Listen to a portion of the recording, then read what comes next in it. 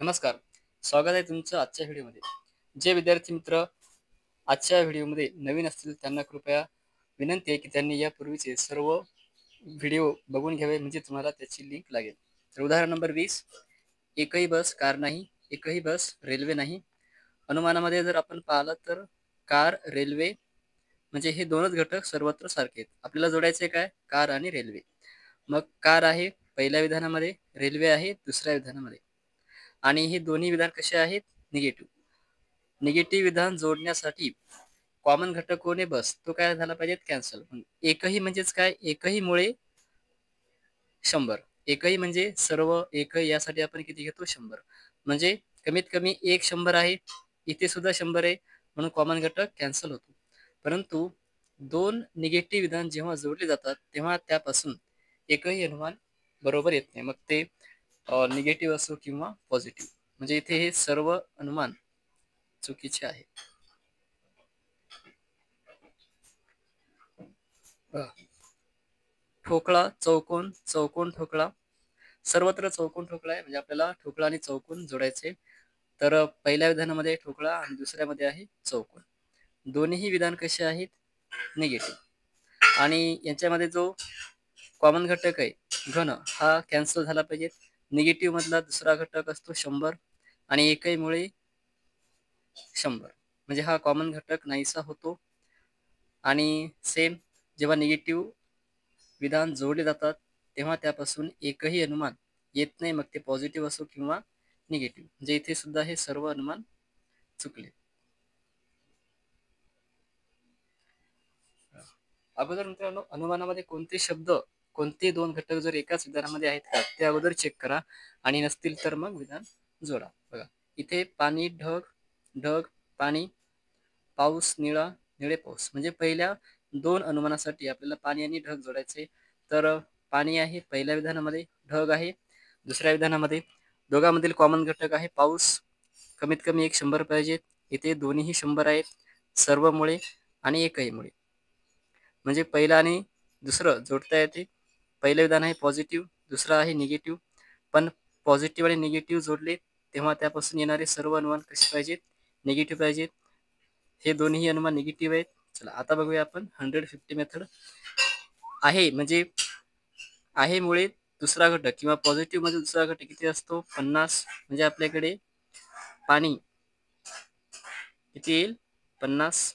आणि निगेटिव्ह मधील दुसरा घटक म्हणजे ढग किती येणार इथे? 100. पॉझिटिव्ह मधील दुसरा घटक 50, निगेटिव्ह मधील दुसरा घटक 100. आता इथे निगेटिव्ह मधील दुसरा घटक ढग किती आहे? 100. आणि काहीमुळे पाणी झालं 50. बघा, ढग 100चे 100 आहेत, पाणी 50चे 50. म्हणजे पहिलं अनुमान बरोबर येते. त्यानंतर काहीमुळे ढग 50, निगेटिव्ह मधील दुसरा घटक 100.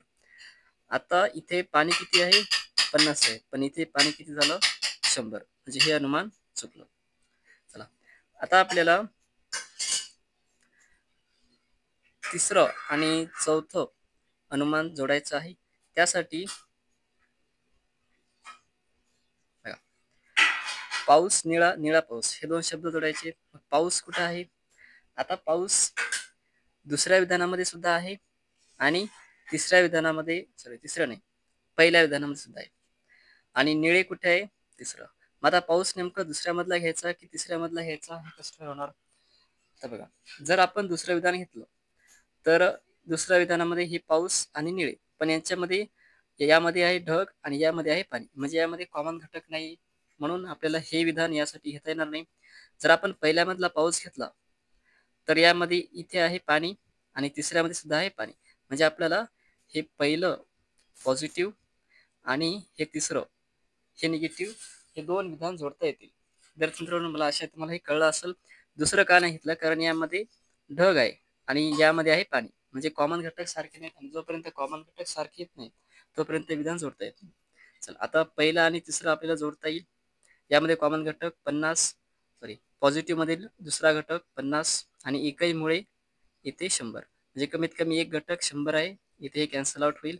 आता सर्व मुळे पाऊस किती होईल? 100.